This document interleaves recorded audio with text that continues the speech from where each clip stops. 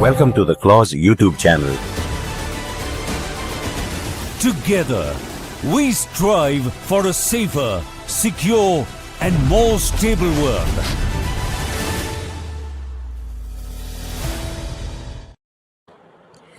Good evening, everyone. Welcome back to another episode of Strategic Frontlines, the Clause official YouTube channel. And today we have with us Dr. Ashish Shukla, Associate Fellow IDSA, and he is an expert on Pakistan. So, first, welcome Dr. Ashish Shukla to this podcast.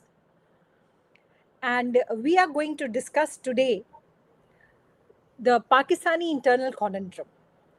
We know that the recent statement by Bilawal Bhutto on Hafiz Saeed and the reply what Hafiz Saeed's son had given. First, we like to play that video. First, Bhutto's video and then Hafiz Saeed's son's video for our viewers. Specifically against men like Hafiz Saeed and Masood Azhar, who are the leaders of these groups, because the New York Times, in a May 2025 report, as recent as that, Mr. Bhutto said, Hafiz Saeed is a free man despite brief periods of detention. That's not accurate. That's factually not correct that Hafiz Saeed is a free man. He is in the custody of the Pakistani state. As far as Masood Azhar is concerned, yes, we have been unable to arrest him or identify him. Given his past within the Afghan jihad context, it is our belief that he is in Afghanistan. If and when the Indian government shares information with us that he is in Pakistani soil, we'd be more than happy to arrest him. The fact is the Indian government is not. Okay, but Mr. Bhutto, one second. I just want to come back on what you said about Masood Azhar, because that's quite an extraordinary statement you're making, that you're saying that a UN designated terrorist, you're not aware of his whereabouts, and you expect India to provide you that information. Excuse me, when you have a CT cooperation with any country, we provide groups of our concern, they provide groups of their concern. That's how we manage to thwart attacks here in London, thwart attacks in New York, thwart attacks in Pakistan. As far as Masood Azhar is concerned, if he is in Afghanistan, that the West is now handed over to a group that once upon a time they called terrorists and now they call the people in charge of Afghanistan. Right. It's not possible for Pakistan to go and do what all of NATO was unable to do within Afghanistan. There's no reason for Pakistan to want to see this individual or any individual of concern to be active. This was Bilawal Bhutto. Now we'll listen to the other video. This is what Hafiz Saeed's son said. International news channel को interview देते हुए बिलावल ने जो बातें की, भारतीय सहाफ़ी के सवालात के जो जवाबात दिए, हकीकत में वो जवाब बनते नहीं थे, जिससे हम सब की पूरी पाकिस्तानी कौम की दिल आज़ारी हुई है। इस पर हम उसके इस बयानात की भरपूर मदम्मत करते हैं। मैं हैरान हूँ कि दुनिया के अंदर जितने भी मुल्क हैं वो अपने शहरियों के तहफ़्फ़ुज़ की खातिर क्या कुछ नहीं करते, लेकिन आज हमारे सियासतदान उनके मुंह में ज़ुबान दुश्मनों की हो और वो किसी भी पाकिस्तानी को दुश्मन के यानी हिंदुस्तान के हवाले करने की ऑफ़र्स करते फिरें। चे जाए कि पाकिस्तान की एक मोतबर शख्सियत मेरे वालिद मोहतरम हाफिज़ मोहम्मद सईद हफ़िज़हुल्लाह के बारे में ये अंदाज़ और ये बातें इख्तियार की जाएँ। हम इसकी भरपूर मज़म्मत भी करते हैं और हम ये वादे करते हैं कि हम और हमारी कौम इस पर आपका मुहासबा करेगी। ये हमारा हक़ है और हम अल्लाह ताला से दुआ करते हैं और यकीन रखते हैं कि अल्लाह ताला हमारे बुज़ुर्गों की, वतन अजीज़ पाकिस्तान की हर मोड़ पर उसके दुश्मनों से हिफाजत फरमाएगा। Okay, so now you have listened to both the things. So what are your views about it? First, I want to ask that. Okay, honestly, Dr. Roshan, I think we should not read too much into what Bilawal Bhutto Zardari has said to Srinivasan Jain, who was interviewing him for Al Jazeera. If you look at history, Bilawal had said so many nasty things about India and its leadership in the past, which no sincere political leader would ever say. And let me also remind you that he is not the first one in Pakistan to say something and then backtrack, or nothing happens, or there is no comment later on. He won't be the last one either. You know, I remember his father, Asif Ali Zardari, had also promised to send ISI chief Ahmad Suja Pasha to India in the wake of Mumbai terror attack in 2008, and nothing happened.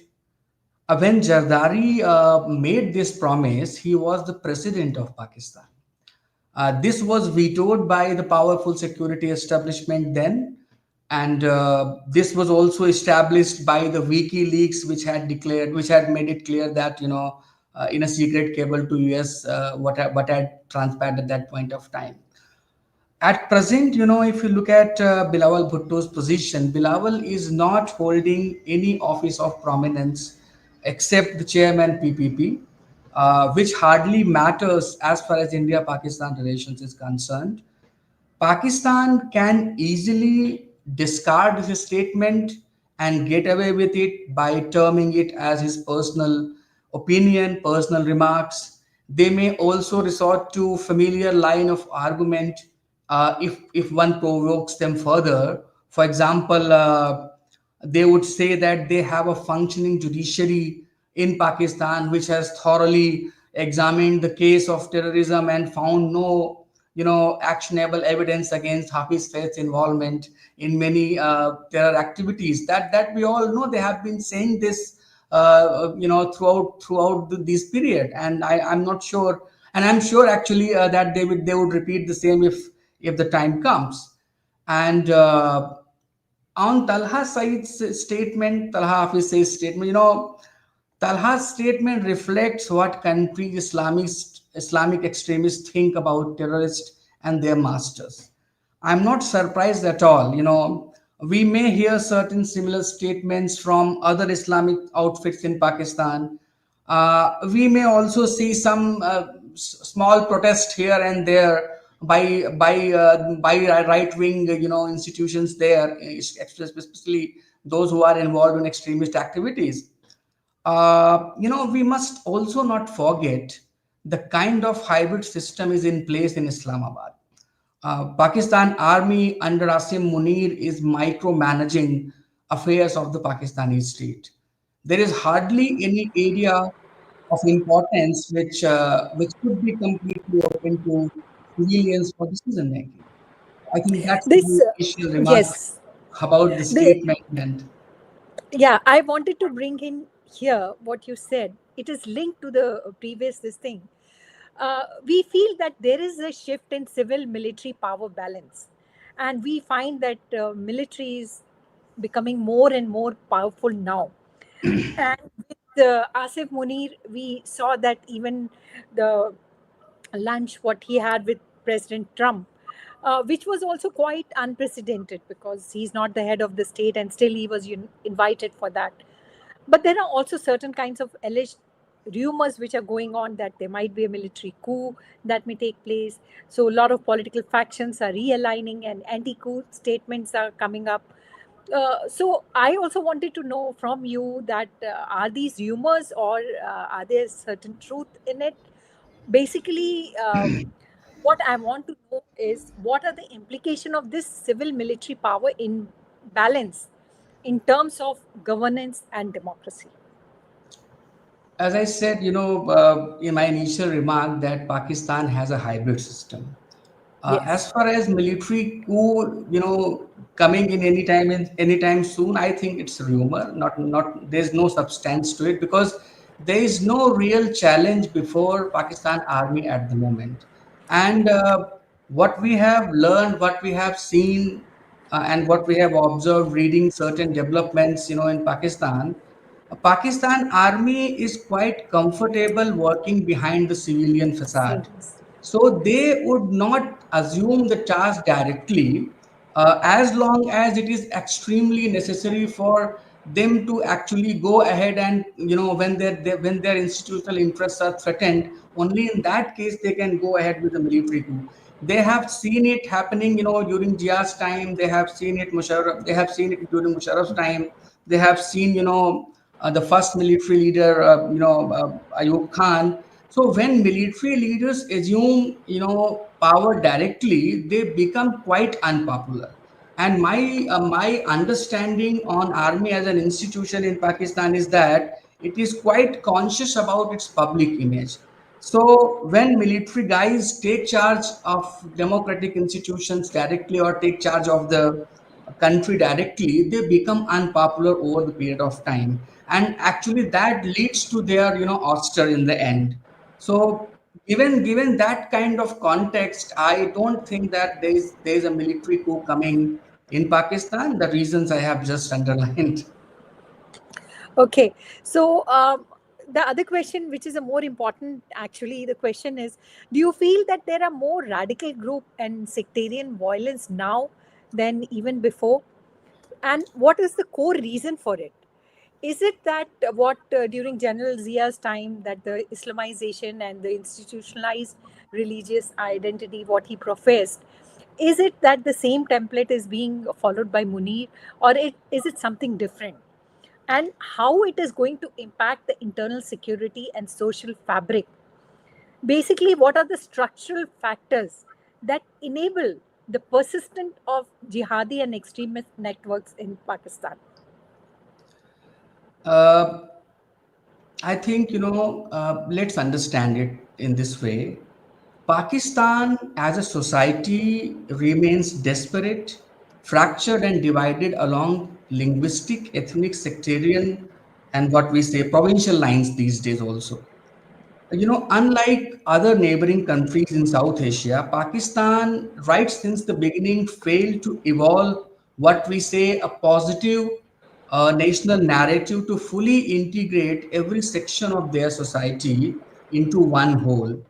And I remember, I think around 2009, Farjana Sheikh came up with her study called "Making Sense of Pakistan," and in that study, she argued that Pakistan remains an enigma even after several decades of its existence, and it means different things to different people in Pakistan. So as far as radical sectarian groups, getting stronger, there is no doubt about it. The fault line is quite deepening, and if you look at sectarian fault line, I think recently we had seen, I think around 1,000 people were killed in Kurram, and in the Shia Sunni conflict. Also, Pakistani state and its people tried to pass it on as a law and order issue or sometimes as a land dispute, but this is not the land dispute. Look at the kind of fault lines Pakistan has. The first and foremost, and I think the most important fault line, sometimes I also call it mother of all fault line, is the ideological fault line. You know, right since the beginning, Pakistan was created in the name of, like they argued that they are creating a state, they are creating a homeland for the Muslims of South Asia where they would be able to live peacefully, and they will pursue their civilizational destiny without being dominated by the so-called Hindu majority of India. They have not moved out of it, and then you see the kind of constitution they framed right since when the objective resolution was passed in 1949 itself, which said that sovereignty belongs to Almighty Allah and it has been delegated to the guys, the lesser mortals who are on the ground to govern. So everything originates there, and no political leader, no military leader in Pakistan ever tried to address this issue. I remember one of my, I think about a decade ago, I was in Pakistan. I was visiting Pakistan for a conference, and at that point of time, I was a student. I was pursuing my PhD, and I remember that many young Pakistanis who met me at that point of time, they were asking what Pakistan should do to come out of the problematic situation and what it should do to make good relationship with India. And I had suggested to them at that point of time, and my suggestion is still to me, I think it's valid. I suggested to them that look, Pakistan needs to renegotiate its social contract. Until and unless it renegotiates its social contract, it will not be able to find a solution to the problems it is facing. and sectarianism or religious bigotry, religious extremism, rising sectarianism in especially in youth population is an outcome of that. I remember there's a study by Amir Rana, and he's a Pakistani. He heads, I think, pipes, and he conducted a survey, and in that survey it came out like young Pakistanis, those who are considered to be the future of Pakistan, they do not have friends beyond their own sectarian, lineage. They are not going beyond. Forget about interreligious, friendship. They are not making friends outside their sect. So sectarian identity in Pakistan is becoming quite, important for even the young guys. A reason, of course, is the state's withdrawal. State of Pakistan never tried to address these concerns. I was reading somewhere, there were certain reports which said that Pakistan needs at least 1.5 million jobs every year for its youth. But where are the jobs in Pakistan? Nothing.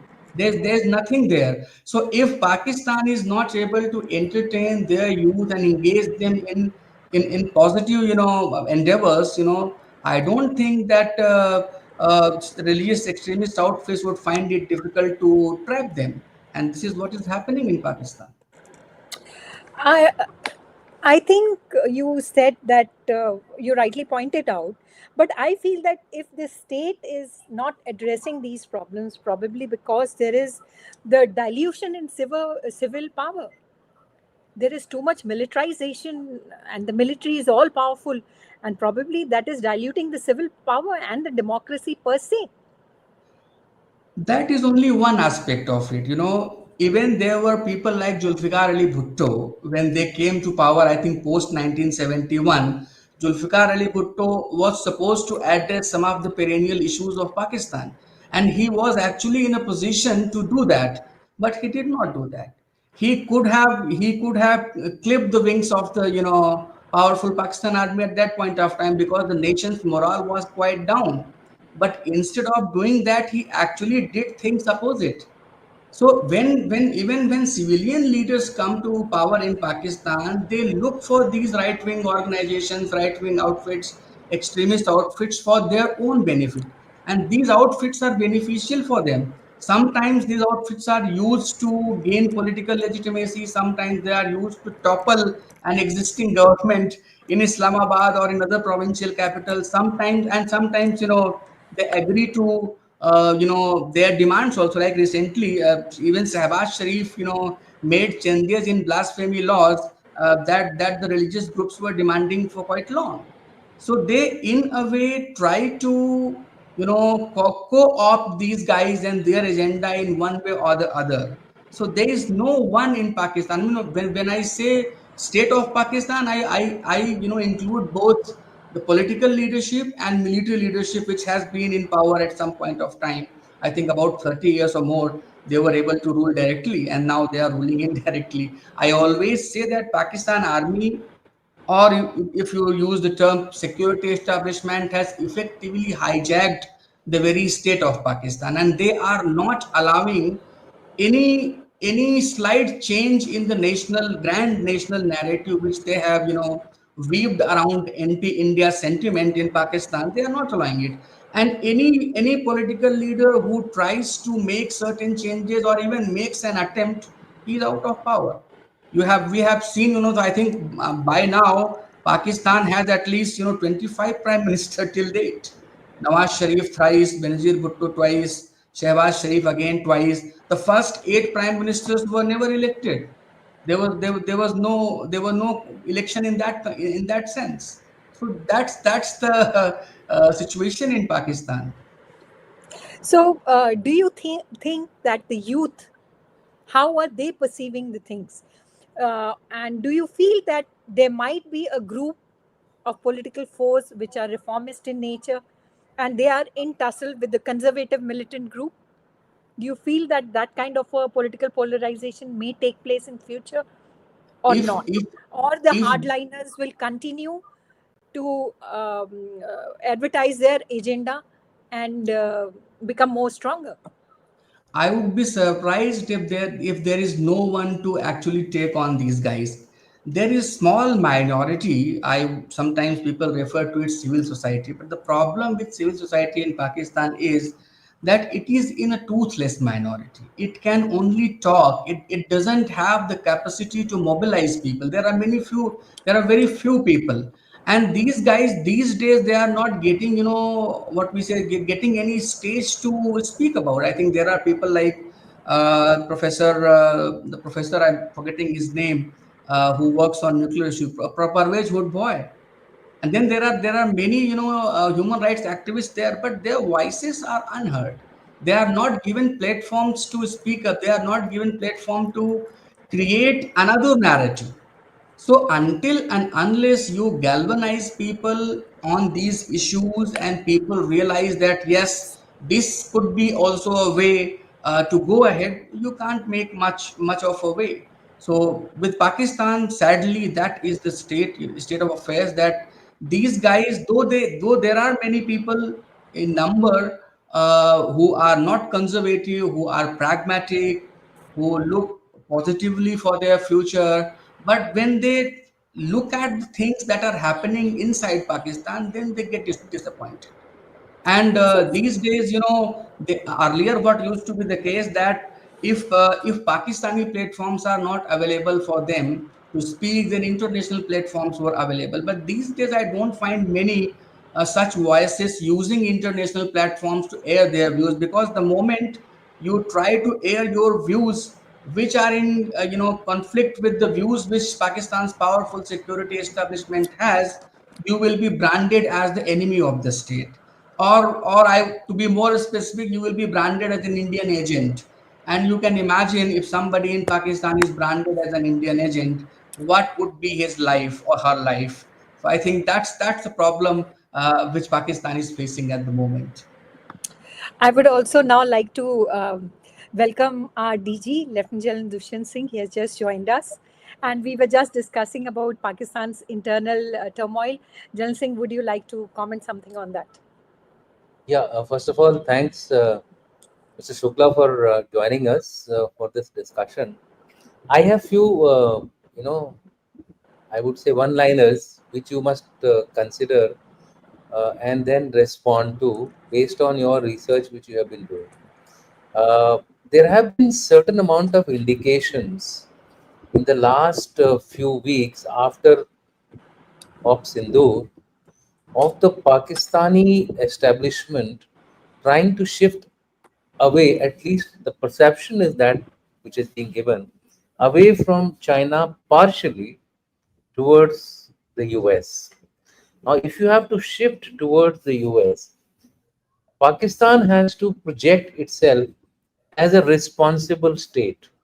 Now, certain actions which do not impact the internal fault lines, Munir is driving those, like going directly to the US, getting into deals as far as cryptocurrency goes, because it has to overcome the economic pushback which it is having for the last so many years, that it is in a very terrible state. It can't even pay back its interests on the loans which it has.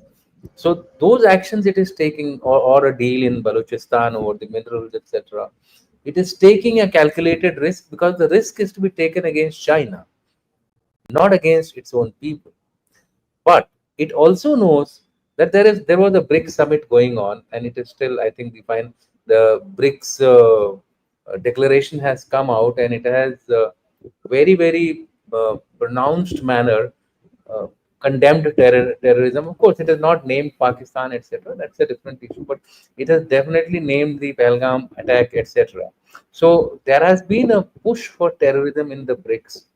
Now, Pakistan, if it wants to solidify its position to enter BRICS, it must be seen as some kind of a responsible state. Now, if government says that we are ready to hand over, or consider handing over Hafiz Saeed, Azhar Mahmood, and the likes of that, provided India takes correct legal measures to do so. Imagine, I mean, remember, this has been their position even in the past, but they never agreed to handing over. They would say that we would take action against these actors based on our legal provisions, and we will give them whatever punishment has to be given. They never said that we will hand them over to you like Tahur Rana has been handed over to us, and now whatever punishments he gets, he will be getting it from the government of India. Now this time they did consider handing over these three people, maybe because it's my opinion. You can further add or criticize me. The BRICS situation which was happening, B, in the case of US Pakistan, they wanted to look like a responsible state which is actually fighting terrorism, because ultimately the US also is quite concerned about terrorism. It has been a victim of terrorism, probably the most severest victim of terrorism. Over a period of time, it is almost seeing every day one attack taking place after the other. And the third and the most important issue is, why coming from Bilawal Bhutto, who has no authority actually as far as government is concerned. But Bilawal has a lineage, and the government probably did not want to burn its finger, so it tried to test the waters of the public by telling someone else to throw this particular red herring into the environment and see what is the environment of Pakistani, what is the reaction of the Pakistani people. If the reaction is going to be very, very, I would say,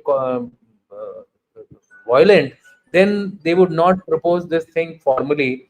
So therefore, I think it was these three, four things, these factors, which probably led to Bilawal being made, and plus Bilawal also enjoys the president's son. That relationship is there of Pakistan. And lastly, don't forget, the FATF is going to review Pakistan in August.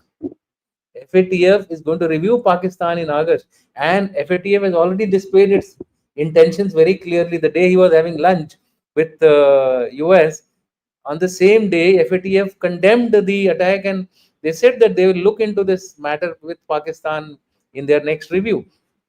All these factors probably have forced Pakistan to test waters of their own public, because internal things are very dangerous. You can handle external factors, China, US, Pakistan, Pakistan or Afghanistan or Iran, but it is very difficult to handle internal issues. As such, they are in a massive internal political instability.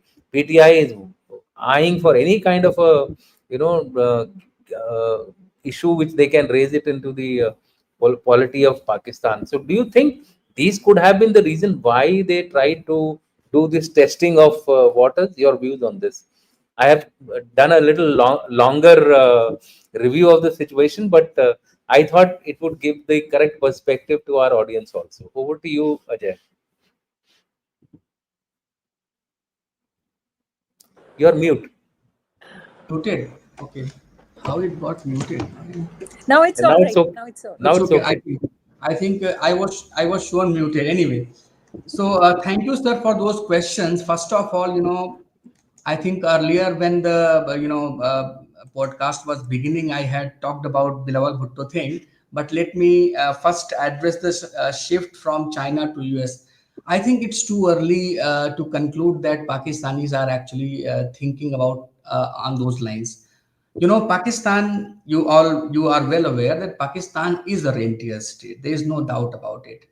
And we should also be very, very clear that Pakistan's relationship with Americans, though on political front may have seen some ups and downs, but on military front this has not been the case. I remember when Trump came to the power for the first time in his first tenure, he tweeted on one fine day, I think 1st of January or something, which was like that US was intending to punish Pakistan. And in India, some of our media houses went gaga about it. They were talking about now Pakistan will be squeezed. Americans are going hard on Pakistan. But I think 3 days later, a CENTCOM chief telephoned Army Chief Pakistan and said that these are temporary turbulences. And I could see this was not in the public news. I could get to know about this because I was monitoring ISPR's daily press releases, and in one of the press releases it was mentioned. So Pakistan-US relations, as far as military to military is concerned, was always there. we have to wait and see whether it's a shift or not. Probably, I don't think it is going to be a shift, because the kind of Chinese engagement is there with Pakistan these days. It would not be easy for even for Pakistanis to shift immediately to, and look for partners outside, the region, and look for Americans. Thirdly, Bilawal's thing, again, I would say that we should not read too much into what Bilawal has said. You may be right in saying that Pakistan is testing waters, but testing waters for what? They are not going to hand over these guys. That's my understanding, that's my reading. What they are indicating, that they are ready to talk to India, and they are very much willing to engage India on a negotiation table, because when they are engaging India, it helps them overcome certain other challenges, both internally as well as externally. As you rightly said, that FATF is going to have a review. If you are engaging and if you are seen cooperating on issues of terrorism, of course, you may get a go ahead from FATF. You may not be blacklisted. So that could be an attempt by Pakistan to portray itself in a good light. But reality, I think we should not be ignoring the reality. We should be definitely focusing on what actually Pakistan does. Is there any strategic shift in their policy towards India? Is there any strategic shift in their policy towards using, non-state actors? I always say that earlier we used to say that Pakistan army uses non-state actors as strategic asset and foreign policy tools. But these days, I think they are using also it as a paramilitary arm of Pakistan army to engage and create problems for neighbors in South Asia, especially India, and to some extent Afghanistan also. So I think I look at the developments in this context, sir. Okay, I think you misunderstood my Please, questioning, please, please. line of questioning. I at no stage said that India should read too much about it. What I said was that why is he doing? Why are they doing these kind of things? Initially they have their connectivities in India also. Remember, a few days back, Daulat had said something that the intelligence agencies of both should. This is they're trying to go back to Aman Ki Asha days, and then suddenly you have Bilawal Bhutto coming up with these kind of statements. What I said was that it is attempting something which we need to actually foil by taking suitable steps. Let's say the FATF move, let's say the BRICS move. In the BRICS, we have actually forced ourselves to ensure that terror attack was mentioned as part of the declaration. That is one. The second thing is, now when the FATF comes in, it is at that point in time. Remember, India is a founder member of FATF, so we can influence in the FATF. We still have our friends there, and overall, let me tell you, India even now enjoys a larger, larger kind of a friendship, as far, or if not friendship, at least favorable opinion in the global south. So the FATF must be addressed very seriously now, because this to me looks like a game or a ploy to fool the FATF, as they have been doing in the past. They got away from the grey list, and therefore they started getting all their aids, etc. IMF gave it, World Bank has now given for 10 years 40 billion, blah blah blah. And this also gives a ticket for the Saudi Arabians to give them aid. This also gives them ticket for other donations which are coming into Pakistan, which makes them survive better. So it is, the war is on. What I'm saying is, Op Sindoor kinetically may have currently been paused, but kinetically Op Sindoor is going on. This is a Lipa Poti, an attempt which is being made. Out of the ones which were made overtly, I agree there was no external pressure, because China would have been put on board before they went into the US, and they started doing something. And remember also that Chinese equipments have failed very badly. PL-15 have failed. There are almost reports of 6 to 8 PL-15 which are now actually lying with us for, and people are clamoring for it. They want it taken so that they can do the necessary research to ensure that it fails in future also.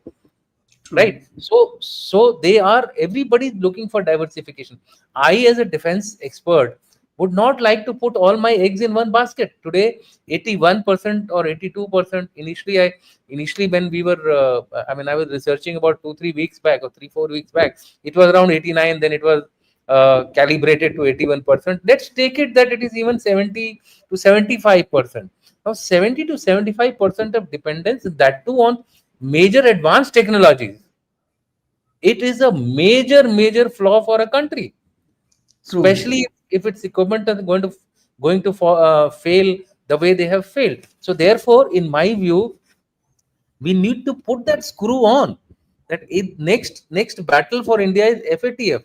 Next battle for India is the SCO summit meet, which is going to come later in September. We have to, whether we sign or not sign is different.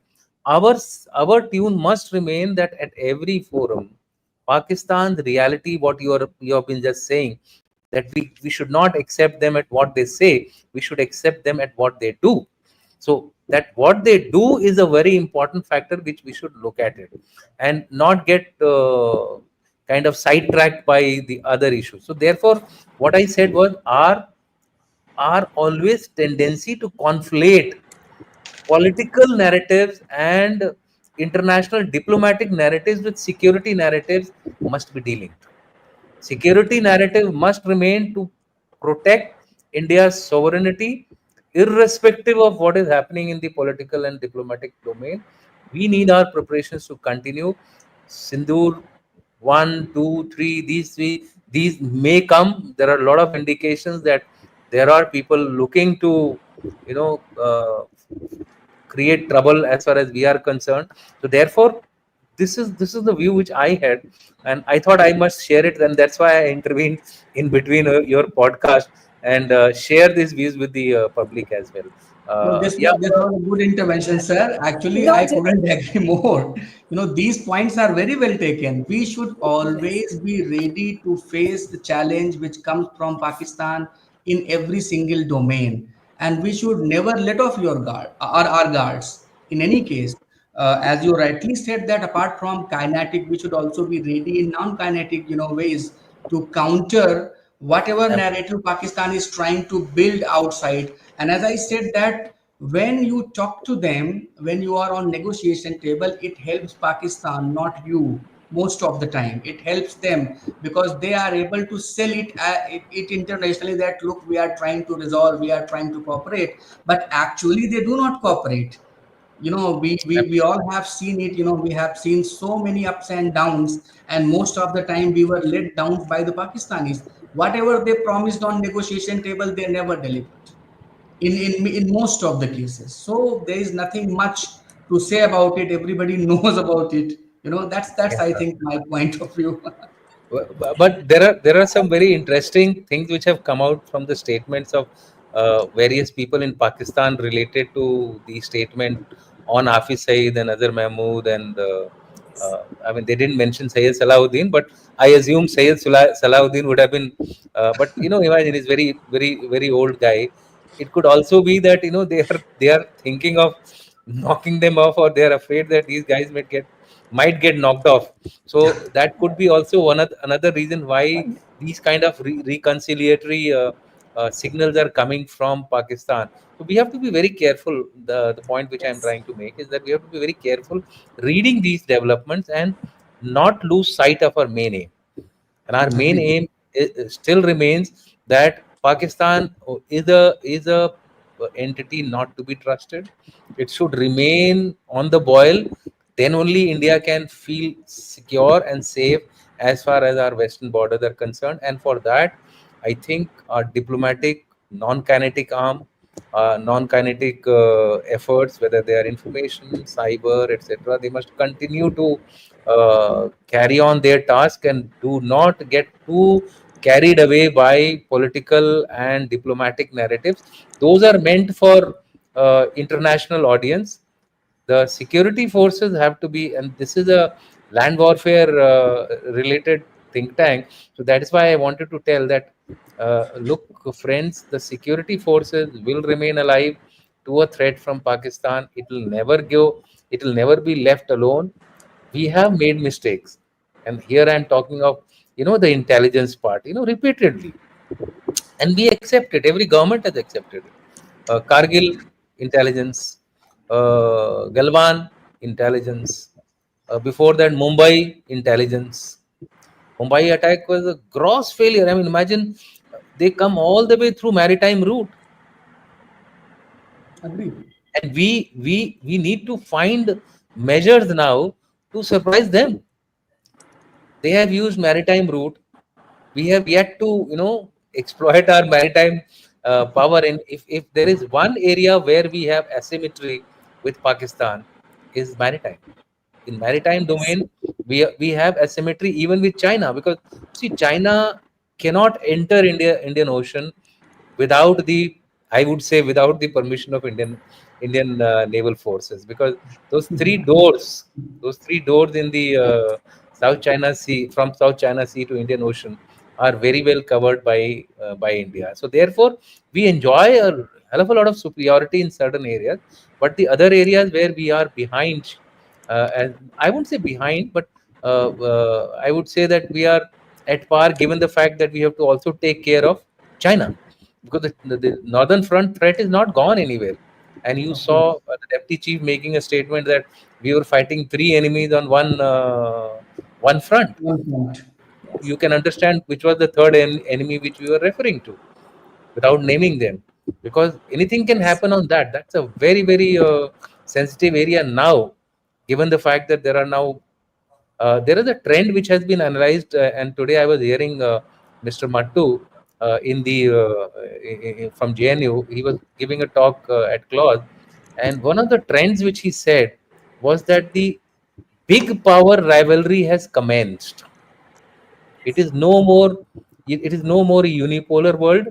The multipolar world is slowly changing towards the modular world, and in that the pronounced impact is a big power rivalry, with Russia also asserting itself. So it is in US China is there, but Russia is also asserting itself. It has come on the global stage. It may not be very high in the economic ranking. Militarily, Russia is still a power to reckon with till the time it has those 5,400 odd nuclear arsenals which it has, which it has today. So in this kind of a scenario, I feel that India should also not lose sight of the security issue related to Pakistan, and focus upon it in that manner, using all its arms to ensure that Pakistan does not get its way uh, ahead, as far as its other problems are concerned. It has already got a lot of benefits because of, I think there's a saying there ki ladai karo humko paisa milega. That's the that is the kind of perception which Pakistan has. Even if you lose, declare it as a victory. Imagine the previous chap Kamar Bajwa. He says we never lost 1971 war. Yes, yes. Instead, They never lost in 48 to yeah, 65. no, but here he gave a reason. He says we didn't have 93,000 prisoners of war. Most of them are Bangladeshis. They have gone back to Bangladesh. So technically, which Pakistan, Many of no guys who spent time in Indian jails and are now alive. I met some yes, of those guys. Those who were lost in Allahabad Nani Central Jail. I come from Allahabad, and one of the Pakistani colonel I met somewhere. So he was telling me that he was lost in Allahabad's Nani Central Jail, and he was treated well by Indian administration at that point of time. no, you see, what I'm trying to say is that justification of a victory by Pakistan is it is in its DNA. They are wedded to this kind of a narrative, play the victim card, then claim the victory for its internal population.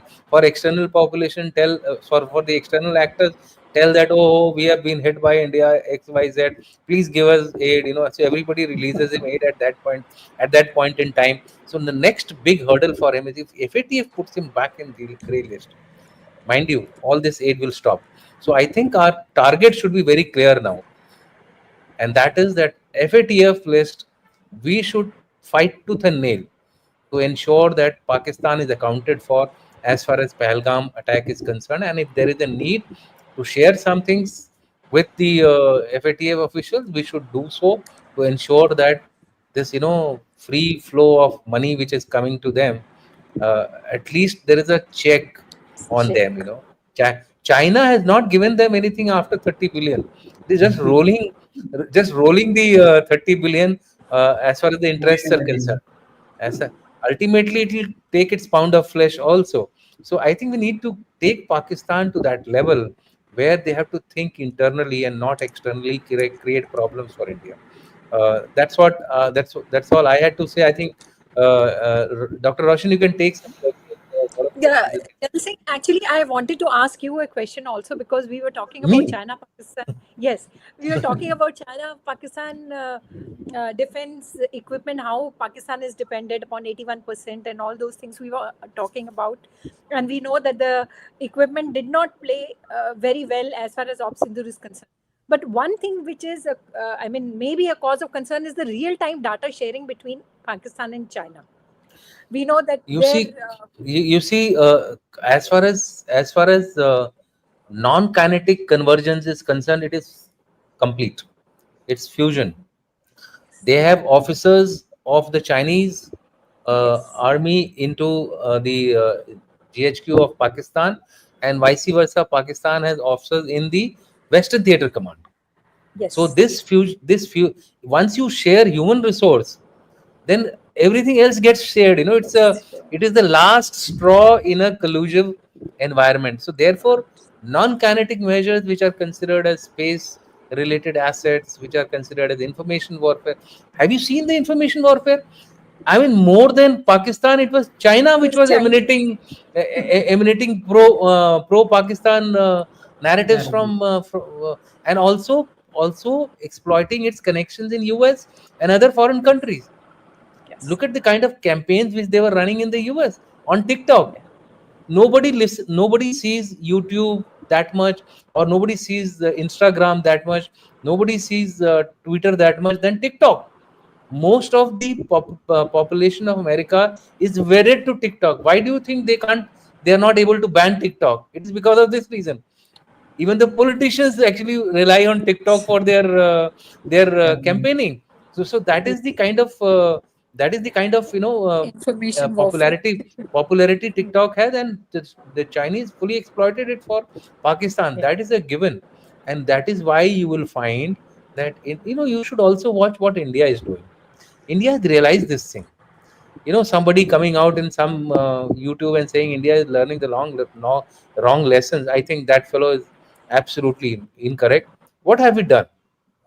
We immediately released additional capital. We have increased the powers of the vice chief. We have given him now capital procurement powers, and it is not going everything is not going going to defense secretary. We have speeded up the launch of our 52 satellites, which were supposed to take place 2 years later. Yes. Now most of the satellites have started going up in the air. So what I'm trying to say is that, and it is all in the open source, that India is Yes, speeding up its 52 satellites. Why is it doing so? It is based on the lessons learned of Sindoor, yes, that we need to. Nobody will come and support us. China will support Pakistan, but who will support us? yes, absolutely. We have partnerships, and in partnerships we have to buy. So whatever support we will get, we have to literally buy that support. So instead of buying, let's take a long term view and start expediting our defense related measures, which are, whether it is in the space, or whether it is in cyber, whether it is in information domain, or whether it is in procurement of hard power air defense guns. Our air defense guns are of the 60s vintage here. They have to be changed. How long can we modify it? After all, purani gadi hoti hai. After a while it will break down. It is able to do so in a 3 days or 4 days more. But now we need to change those things. Those were there as an ad hoc measures for any sudden emergency like this. So you should also appreciate the fact that India is not sitting on its haunches. Even if it has its old equipment, it is ensuring that it is able to use it as long as possible till we get the modern equipment. And The work is already on towards that. Air defense is the next area where we are focusing in a big way to modernize our armed forces, whether they are in the army, air force, or the navy. All three of our systems, now there is an effort to integrate all three: Trigun, Akash Tir, and IACC, Yes. IACCS. So once they get integrated, you will find our air defense will become very, very strong, Much strong. at least against Pakistan and China. So I think I'll stop here. We have a Yes. lot of A lot of questions in the questions. Yeah.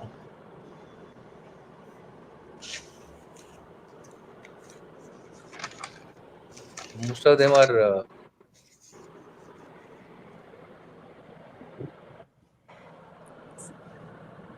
yeah. They say that in Aisha Siddiqui interview, Siddika.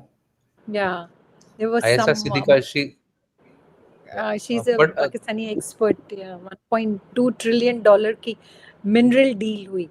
But do they have that much kind of a mineral? That the world has to see. Nobody exactly knows what kind of minerals they have, but of course, if in Balochistan province especially, which is considered to be mineral rich province, they might have certain things, and that's why Chinese engagement and Chinese investment in other port, you can very well see, and in surrounding areas is there. So Chinese are very much there, and if there is anything, they will try to extract at the cost of the local people who are protesting against any China-Pakistan collaboration to exploit those resources. So this is very much there.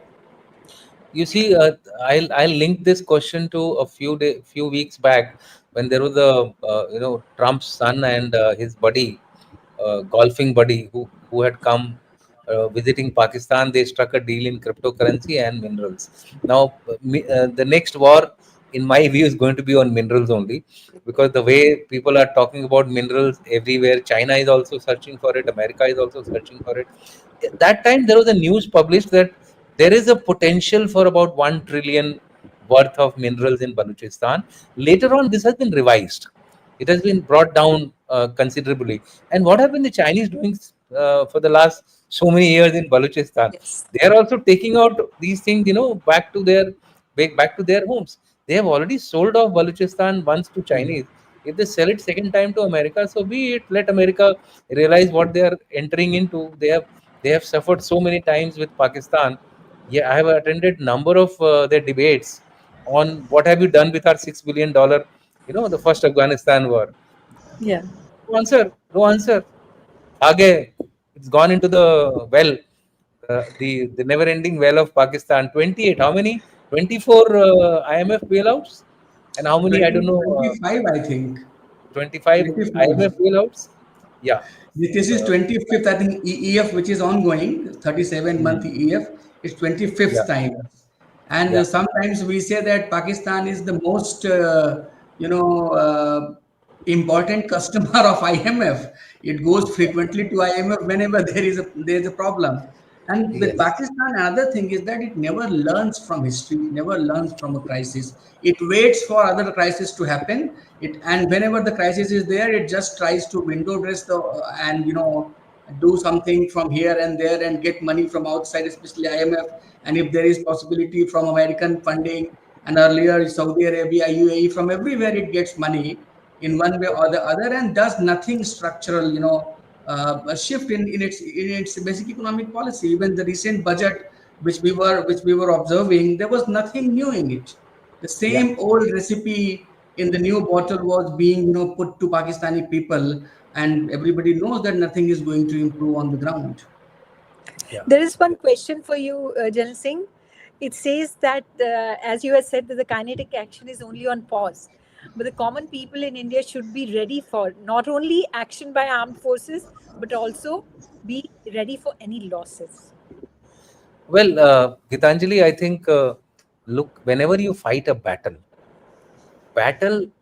is a bloody action, whether it is non-contact or whether it is contact.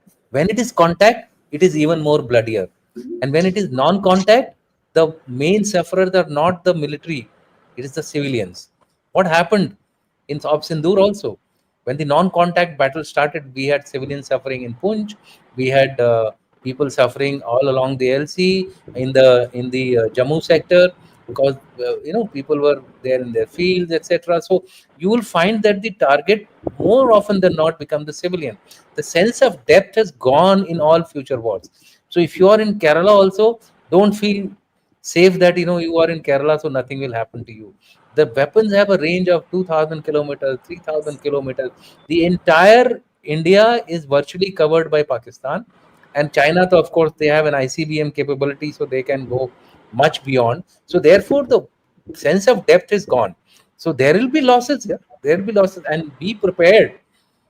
We will also cause unacceptable losses to the enemy, and the side which is able to cause greater loss will win. I'm being very brutal strategically, let me tell you, because wars are brutal, and the strategy for war has to be brutal. Yeah. Absolutely. Geographically, also, we are much larger as far as Pakistan is concerned. So, losses to them will be much more higher compared to us. There is Mr. Palu is saying that can't we give bundles of documents to international press that we have collected over the decades to It's publicly not expose that the it's propaganda? not that we have not given or we are not giving. We have It's already always there. been, giving these documents to whosoever wants in international media. But the problem is that sometimes geopolitics favors works in your favor. Sometimes it doesn't work. So that is the thing we have to understand. It's not that we are not making attempts. There is nothing which can be done and we are not doing. We are doing everything possible to deal with the situation which Pakistan creates every now and then. And our efforts are already there, as Sir has already highlighted. The military point, diplomatically, we have been active, quite active, and look at the kind of delegations which we sent immediately after Operation Sindoor was paused. We sent it and we tried to cover as far as even we went to African continent also, to tell them, to apprise them what was the reality. Because when your narrative, I think when your enemy's narrative is amplified by not friendly states in the international system, then you have to take matters in your own hand also. And we did it beautifully, we did it well. The kind of delegations were there, we must appreciate.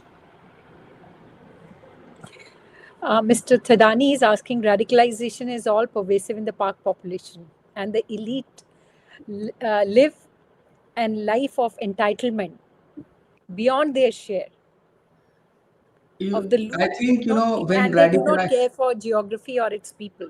Your views? you know uh, So it it underlines the fact that the kind of gap between haves and have nots in Pakistan is there. So we must acknowledge that there is no doubt about it. But when radicalization takes over, it doesn't spare even elites. Everybody is in the grip of it. Even governors were murdered by those guys. Look at what happened to Salman Taseer. So if nobody despair, radicalization or extremism is a kind of mad dog. If you raise what we say snakes in your backyard, don't think that they will only bite your enemies. They will sometimes bite you also, and that is very much happening. Look at the kind of attacks TTP is actually doing inside Pakistan. Look at Baloch ethno nationalist operations which they are conducting, especially in Balochistan and also in other parts of the country. And they have also introduced suicide bombing these days, and that too by women suicide bombers in Balochistan. BLA has certain squads. I think the three Chinese got killed in Confucius Center, attack in Karachi long back. Shari Baloch was the lady, even the mother of two, who conducted that. Then they had this Bela camp, under Operation Herof, I think, when Mahal Baloch actually took the lead. So it's not that only poor people are actually being targeted by or being, at the receiving end. Even elites are also at the receiving end, depending on the kind of, situation in which they find themselves. There is one this thing. Terrorists are citizens of Pakistan. One does not simply give away terrorist citizens to the country where they spread terror. And Bilawal probably will have the same for any. These are a few Yeah, comments. First part I don't support. As a human being, I would not like anybody to be killed. Uh, Pakistan uses terror outfits as strategic assets. We have, said it during the discussion. And the problematic part is that despite having a severe blowback, as I was mentioning, in the form of PTP, Pakistan is not ready to revise its strategy. It is going ahead with its strategy without any doubt. So that's the problematic aspect. And as a neighboring country, as a country which is, of course, most of the time at the receiving end of terrorism, we are definitely ready. We are trying hard to deal with any and every Pakistani intervention in our territory with full military diplomatic preparedness. So we are very much there. That's my comment to Rayuku, if I remember, if I'm pronouncing the name correctly. Any last comments from both of you, Janil Singh and Dr. Shukla, before we wind up this? Yeah, you can ask Shukla to Uh, comment. There were a number of interesting things. I would like to flash this huh. just to humor up, just to humor Yes. up our audience. Can't Sashi Tharoor sit with some famous world anchor and surprise them bundles of documents coordinated with our narrative and his vocabulary and ask them to make a documentary? So it is just to highlight a lighter tone to our today's discussion. There were some other questions also related to will Russia help us in case of Yes. India, Pakistan. You see, as of now, Russia itself is heavily committed. It is Committed. Yes. it has already lost about 34% of its strategic capability in terms of destruction of the aircrafts, etc. Plus, it is fighting a full-fledged battle in Ukraine. It is the fifth year, I think, now, which is going to start now, and it is absolutely at its endurance limits unless it gets support from outside. And they are also fighting their own battle, barring few support from North Korea and China, etc., and Iran to some extent. Now Iran itself has been battered badly, so even that support is gone. I don't think Russia will be in a position, even nuclear wise. Nuclear is a very sensitive issue. I think we should Yes. not conflate nuclear with conventional. What we have said is Yes. we've called the nuclear bluff and we've extended the window for conventional operation. That is the achievement which we have done as far as Op Sindoor is concerned. And Op Sindoor, what another thing which we have done is even in 1971, we never rattled Pakistan, and I'm talking of the West Pakistan. We focused only on Bangladesh. We could not reach beyond, we could not strike beyond outskirts of Lahore. This time we rattled them. We Yes. rattled them at Islamabad, we rattled them at Lahore, we rattled them at all the airfields of there, Golari, you name it, Jacobabad, and Kairana is, of course, a very famous base where a lot of rumors have been floating around. Even today, I believe Sipri or something has come out with some kind of a statement saying that there's some targeting done there. I don't know. I am from I have retired, so I am absolutely blank on this particular issue. But these are the things which have been floating around. So we have rattled Pakistan. It is much more and more beyond than the 71 war. Absolutely. Don't look at the 71 war from purely prisoners, etc. Look at the Sindoor from a totally different angle. It has taught Pakistan a lesson, the main Pakistan, Yes. right? So I think with that, I will stop here. And if Shukla has to say Yes. something, he can. I would add one more thing, sir, to this. The 11 targets, especially on 9th and 10th intervening night, Hmm. is what even the strongest armies in the world envy. We did it in 3 hours. Yeah. Very precise, accurate. Whatever we wanted to achieve, we achieved it. One more point I would like to say before I, end it for today's discussion. There are many in Pakistan who believe that politics in Pakistan is nothing more than a corporate job. where your job security depends not only on your performance but also what we say on the satisfactions of the owners of the corporate firm. I remember an interview by an inactive PPP leader whose name is Javed Iqbal. In an interview to there is a journalist called Mansoor Ali Khan. Both are Pakistani. One is in active PPT leader, another one is associated with Sama TV, and he was doing his personal, YouTube interview was for his personal YouTube channel. So in that interview, I think Javed Iqbal, categorically stated that Pakistan is a corporate firm and politics is just like a job of Pakistan Army.